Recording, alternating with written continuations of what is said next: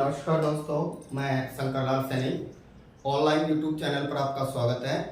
दोस्तों, आज हम लोग चर्चा करेंगे महाजनपद काल की परीक्षाओं में। जो कॉम्पिटिटिव एग्जाम है उनमें सामान्यतः 1 या 2 प्रश्न इस टॉपिक से पूछा जाता है और सामान्यतः इससे पूछा जाता है कौन सा महाजनपद की स्थिति कहाँ थी तथा उस महाजनपद की राजधानी या कैपिटल क्या थी। तो दोस्तों, हमने पढ़ा है कि जो ऋग्वेद था, इस ऋग्वेद के अंतर्गत है जो सबसे छोटी इकाई थी वो एक परिवार था। परिवार मिलकर कुल का निर्माण करते थे, फिर कुल का मिलकर के और जो अगला विश्व बनाते और फिर विश्व से फिर जन का निर्माण होता। तो ऋग्वेद में जो जन था इसका उत्तर वैदिक काल के अंतर्गत है।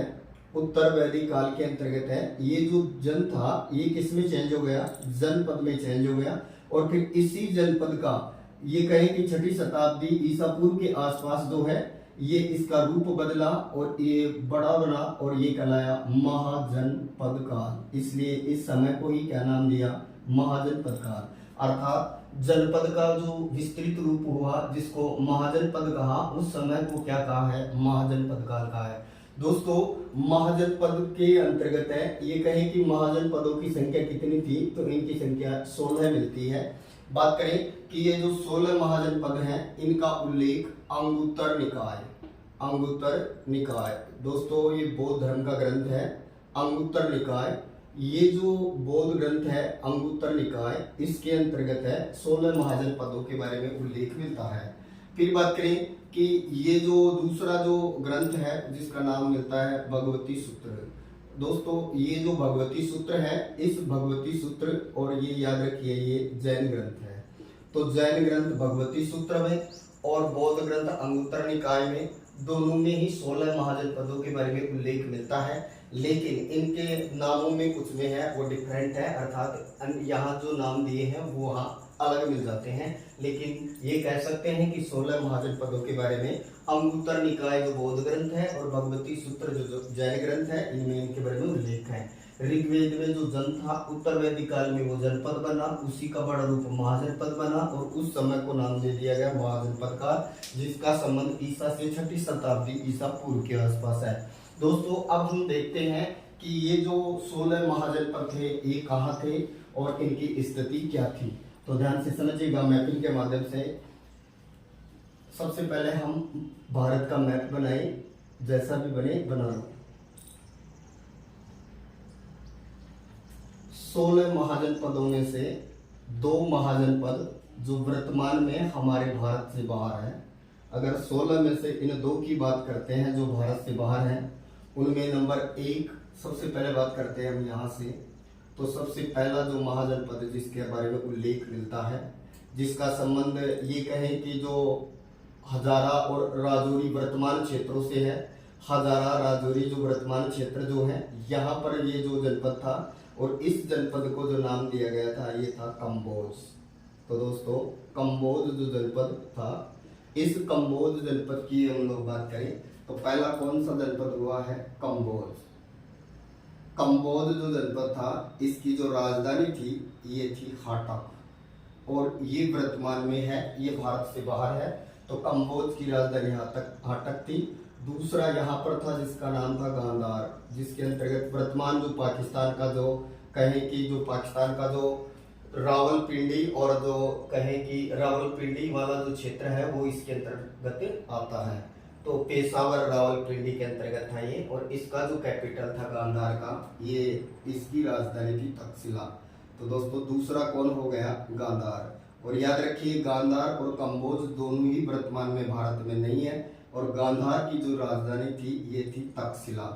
तो दोस्तों याद रखिएगा, तक्षशिला जो है एक फेमस विश्वविद्यालय के तौर पर जाना जाता था, क्योंकि भारत में 2 शिक्षा के प्रमुख केंद्र थे, तक्षशिला और एक नालंदा।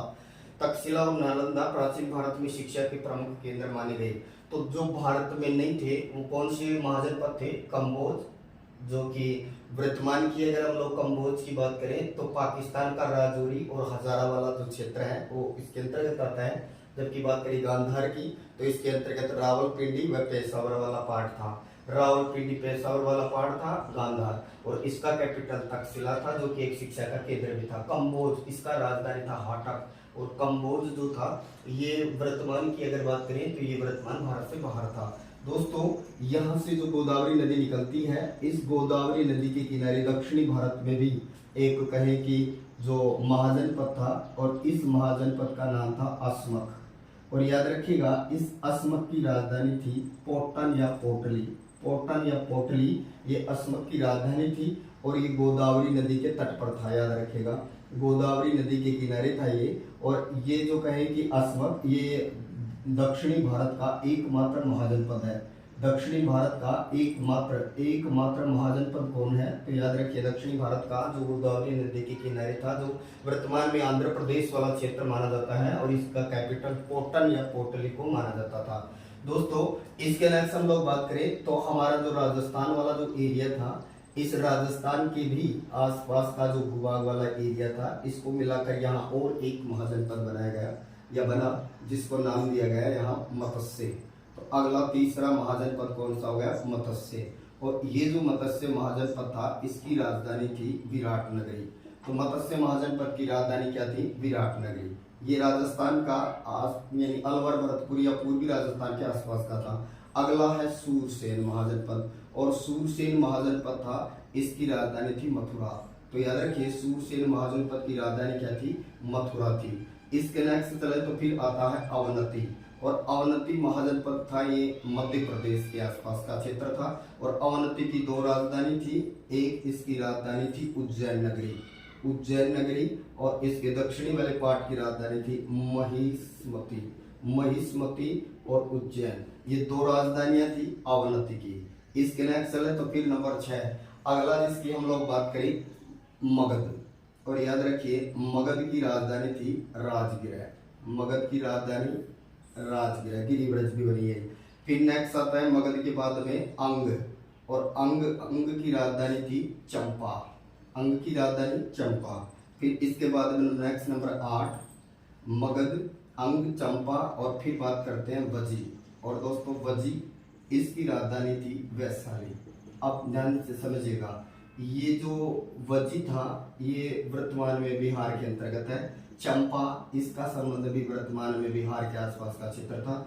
राजगिरह ये भी बिहार के आसपास का क्षेत्र था राजगिरह। और बात करें ये 3 महाजनपद थे बिहार में थे, मगध, अंग और वजी। जबकि अवंती ये एमपी में था। सूरसेन ये राजस्थान का अलवर भरतपुर वाला एरिया भी इसमें शामिल था। बात करें तो इसमें यूपी का मथुरा वाला, एमपी का कुछ पार्ट भी इसमें शामिल था। मत्स्य इसकी विराटनगरी थी, और गांधार इसकी तक्षशिला थी, और कंबोज इसकी हाटक थी।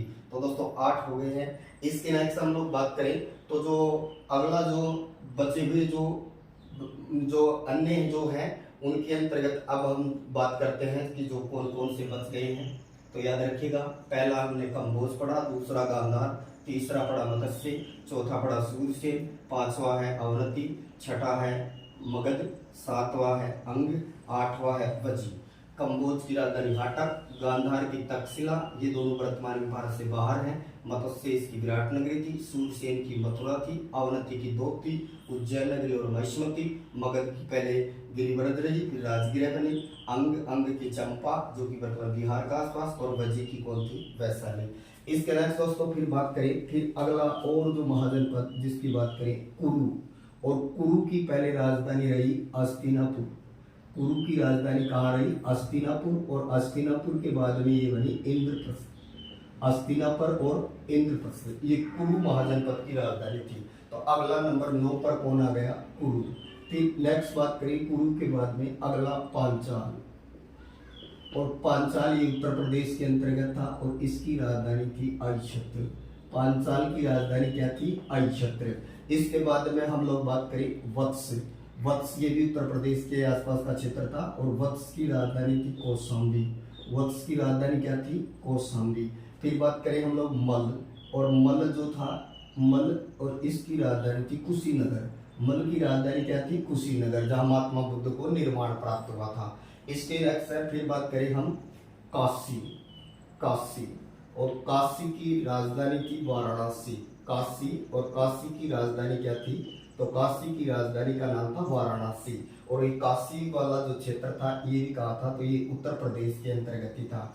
तो बात करें इसके उत्तर प्रदेश के अंतर्गत और कौन सा था, तो इसके अलावा एक और था जिसका नाम था कौशल। और कौशल जो था, इस कौशल की राजधानी थी श्रावस्ती। श्रावस्ती, कौशल की राजधानी क्या थी? श्रावस्ती थी। तो बात करें कि जो 8 हो गई बची, 9वां हो गया कुरु, 10वां हो गया पांचाल, 11वां हो गया वत्स, 12वां हो गया मल, 13वां हो गया कौशल और 14वां हो गया, हमने ये नहीं लिखा ना अस्मत, 14वां हो जाएगा गोदावरी के किनारे वाला और 15वां हो जाएगा काशी। और काशी की कैपिटल क्या है? वाराणसी। काशी की जो कैपिटल है, इस काशी की कैपिटल का नाम क्या है? तो काशी की कैपिटल का नाम है वाराणसी। अब दोस्तों बात करें कि ये जो 16 महाजनपद थे, इनके बारे में, 16 महाजनपदों के बारे में, इनकी जो राजधानियां हैं, और राजधानी के अलावा जो बात करें कि इनकी जो राजधानियों के अलावा जो इनके जो कुछ की 2 राजधानियां भी रही हैं, तो ये भी याद रखिए। उत्तर प्रदेश में सर्वाधिक महाजनपद थे जिनकी संख्या थी 8। तो उत्तर प्रदेश के अंतर्गत कौन कौन थे? कुरु था, पांचाल था, वत्स था, मल था, कौशल था, काशी था, और दोस्तों एक और याद रखिए, चेदी। और चेदी की राजधानी थी शक्तिमती। चेदी की राजधानी क्या थी? शक्तिमती। तो उत्तर प्रदेश के अंतर्गत कितने थे? तो उत्तर प्रदेश के अंतर्गत ये 7 थे। दोस्तों याद रखिए, दक्षिणी भारत का एकमात्र कौन था जो गोदावरी नदी के किनारे था? इसका नाम था असमक। तो अब हम बात करते हैं इन 16 महाजनपदों के अंतर्गत जो उत्तर प्रदेश के अंतर्गत थे। तो उत्तर प्रदेश के अंतर्गत सर्वाधिक थे, जिनकी संख्या कितनी थी? तो इनकी संख्या 8 थी। पहला उत्तर प्रदेश से हम बात करें तो कुरु, ये हरियाणा, उत्तर प्रदेश और दिल्ली के कुछ आसपास का क्षेत्र था। इसकी राजधानी पहले रही हस्तिनापुर, और हस्तिनापुर के बाद में इसकी दूसरी राजधानी बनी इंद्रप्रस्थ। तो याद रखिए, कुरु की 2 राजधानी, पहली हस्तिनापुर और दूसरी बनी इंद्रप्रस्थ। इसके बाद में हम बात करें पांचाल, और पांचाल जो था इसका कैपिटल था आईक्षत्र। आईक्षत्रपुर आपका नागौर को भी बोला जाता है। इसके बाद में नेक्स्ट आता है वत्स, और वत्स की राजधानी थी कौशाम्बी। वत्स की राजधानी क्या थी? कौशाम्बी थी दोस्तों। इसके नेक्स्ट नंबर 4 मल, और मल की जो थी वो कौन सी थी? कुशीनगर, जहां महात्मा बुद्ध को निर्माण प्राप्त हुआ था। महात्मा बुद्ध को जहां से निर्माण प्राप्त हुआ था। अगला है काशी, और आपको पता है काशी का कैपिटल क्या था? तो ये वाराणसी। फिर इसके नेक्स्ट नंबर 7, फिर हम लोग बात करें चेदी, और चेदी जो था इसकी राजधानी थी शक्तिमती। चेदी, शक्तिमती। तो याद रखिए, सर्वाधिक कहाँ थे? ये सर्वाधिक उत्तर प्रदेश में थे। और फिर बात करें नेक्स्ट नंबर 7 कौशल, और कौशल जो था इसकी जो राजधानी थी कौशल की राजधानी थी श्रावस्ती। कौशल की राजधानी क्या थी? श्रावस्ती थी। जबकि वत्स की राजधानी क्या थी? कौशाम्बी थी। तो दोस्तों ये कहें कि ये जो 7 जो थे प्रमुख, ये 7 थे उत्तर प्रदेश में। 8वां असमक था जो कि गोदावरी का दक्षिणी भारत में था। इसके अलावा 2 थे, वो कहाँ थे? तो ये बोल सकते हैं कि 2 थे, ये कहाँ थे? ये वर्तमान भारत से बाहर थे। एक कंबोज जिसका कैपिटल हाटक था, और दूसरा गांधार। दोस्तों याद रखिएगा, महाजनपद, कौन सा महाजनपद वर्तमान में भारत में नहीं है? तो कंबोज, और एक कौन हो जाएगा? गांधार। दक्षिणी भारत का एकमात्र महाजनपद जो गोदावरी नदी के किनारे मिला है, जिसका नाम असमत था, जिसका कैपिटल कोटली था, जिसका संबंध वर्तमान में ये कहे कि आंध्र प्रदेश के आसपास का भूभाग लगाया जाता है। दोस्तों चैनल को लाइक करें, सब्सक्राइब करें। Thank you.